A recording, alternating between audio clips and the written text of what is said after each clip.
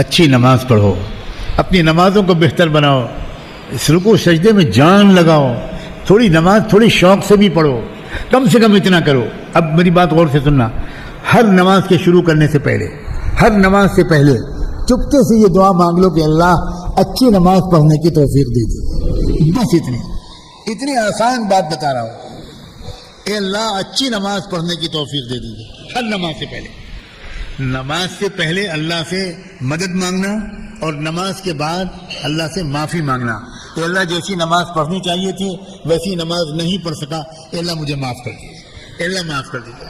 ہر نماز سے پہلے اگر اس دعا کی عادت پڑ گئی تو پوری نماز 4 رکعت کی ہے، 1 رکعت کم سے کم جی لگا کر پڑھنے کی توفیق مل جائے گی۔